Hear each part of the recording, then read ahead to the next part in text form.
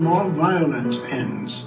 In the late 1970s, Idi Amin's forces trained more than a dozen chimpanzees to fight with machetes to protect his remote bunkers deep in the Ugandan jungle. Many of these apes survived in the wild for decades before being rediscovered by primatologists.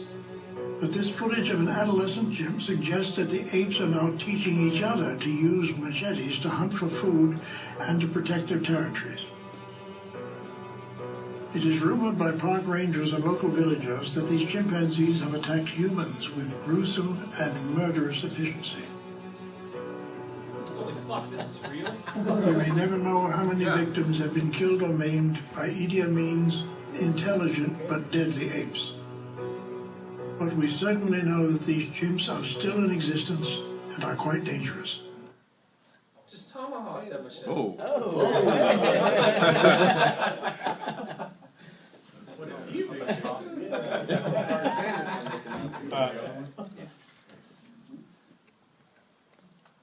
And the next is the AK-47. And again, I hear laughter. I watch.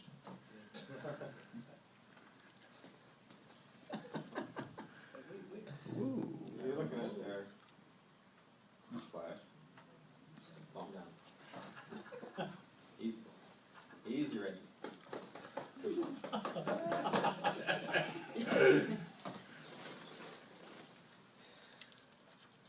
Play that fucking music.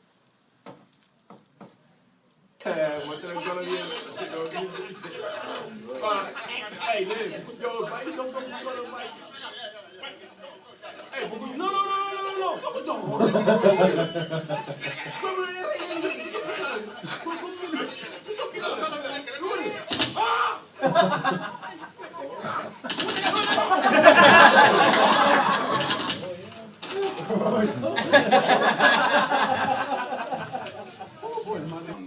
All right, I'm starting to realize I have the rest of this presentation.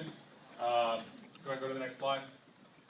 We're going to talk about Project Ape Spear. The rest of this is going to be an informational brief. It's unclassified right now. Please hold all of your questions until the end. And if, like I said, if you have any questions, just wait until the very end of the project or of the presentation. Next slide, please. All right, so doing some research, went back and started to look into Vietnam.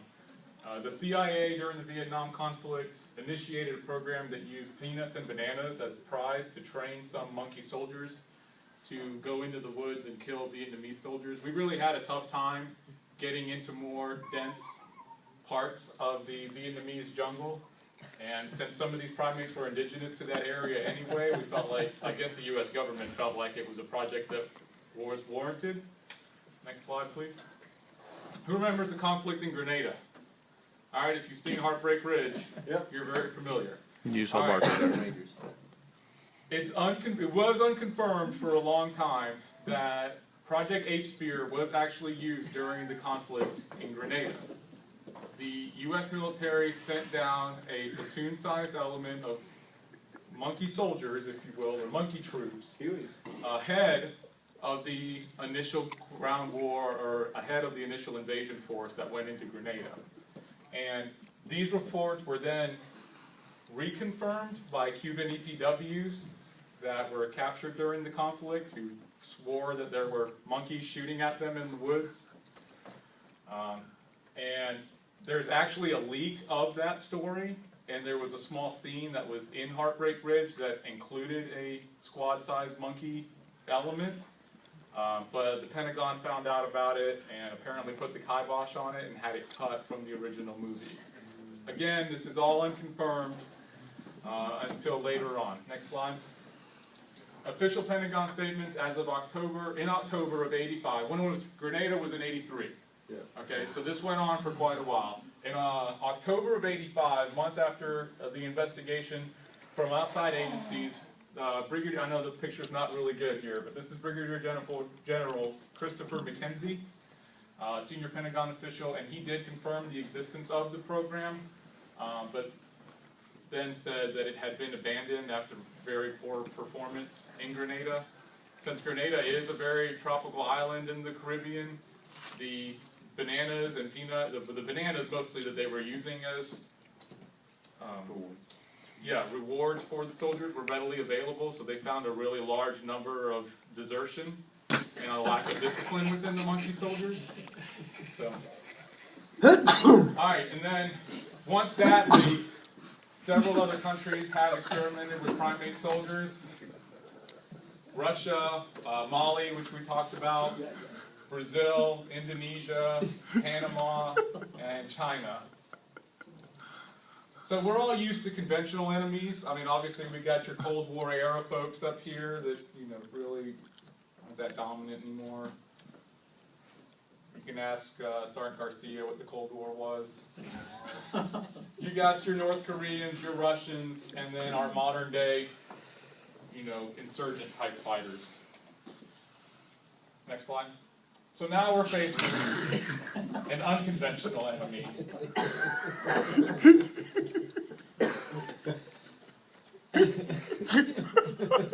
Next slide. Alright, British reports in June 28th, 2009, the Taliban, it was a report, and I'm not making this up, it's on, look at your Fox News ticker here. There was a report that the Taliban was training monkeys to shoot weapons, fire rockets, and then later it was confirmed by a senior U.S. military official. Y'all laugh, I'm trying to keep you alert out there on the battlefield. Alright, China People's Daily News. The Afghanistan's Taliban warlords have developed a bizarre way to deal with foreign forces. They have trained monkeys who love to eat bananas and peanuts to be killers. Taliban forces have taught monkeys how to use Kalashnikovs, Bren-light machine guns, trench mortars, and they've also taught them how to identify and attack soldiers wearing U.S. military uniforms. And then this report was released ahead of that, in June of 2008. This was the initial report, and then that led to all the other reports being filed later. Next slide. Monkey attacks are on the rise in Afghanistan. Sergeant Doctor, would you read this slide, please? Monkey attacks on the rise. Bites from macaque melody monkeys native to Afghanistan can cause serious infection. To determine risk for U.S. military members in Afghanistan, reviewed records for September to December 2011 among 126 animal bites and exposures. 10 were monkey bites. Main emphasis is vital for preventing monkey bites. Provider training and bite reporting promote post-exposure treatment. All right, next slide, please. Monkey attacks continue. Sergeant Boyce. Monkey attacks continue. Military members deployed to Afghanistan face many risks. Among these are bites from macaque melodic monkeys and possible subsequent infections. In August 2011, a 24-year-old U.S. Army soldier died of a rabies infection contracted while in eastern Afghanistan. This tragedy highlights the threat that animal bites pose to deployed military members. And again, 2011 is the most current stats that we have for this. Now, it's not clear if the Taliban is teaching monkeys to come and bite us, but the threat is real. The threat... Sergeant Gatsby. Lock it up, Sergeant Gatsby. Grips in the blood, the neck. All right, more about bites. Sergeant Garcia. Oh, go ahead. During 2001 to 2010, a total of 643 animal bites among deployed U.S. military members were reported. Number one, monkeys were implicated in 50% of these bites, but several other animals posed risk as well. Prominent amongst these is the non-human primate. All right, the reactivation. Many high-ranking military officials think that the program should be looked at again. The Army Primate Expedition and Special Hostile Integration Team, or HKIT, is currently looking for funding from the Department of Homeland Security, Department of Defense, the Department of the Army, and CBP and ICE. There is talks of maybe trying to put monkeys on the borders.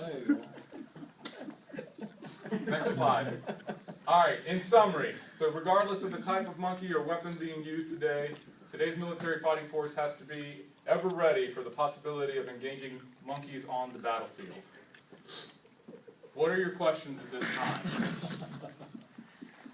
Yes?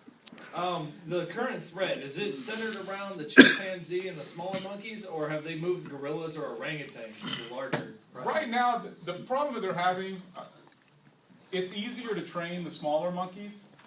When you get into your really kind of starting with, when you get into the orangutan and gorilla-sized primates, the sheer force and the aggressiveness of those animals have just proven to be challenges that are too big to overtake right now as far as training purposes. I thought that's So that's really not something that they're trying to Now, move into right I now. want to point out something. It's I'm not sure if I logistical problem. understood your question. Was it, are we training the larger primates, or are they a concern, a risk of these larger primates towards us? Because Second.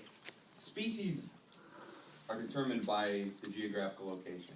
The hot spots we're in, over in the Middle East, in Afghanistan, where the Taliban are, the macaca mulata is the dominant species.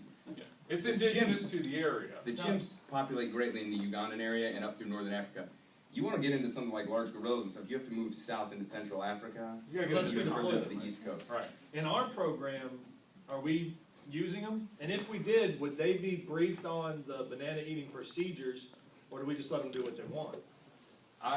One of the important things you got to remember about our program is that we look for the best and brightest of all our children.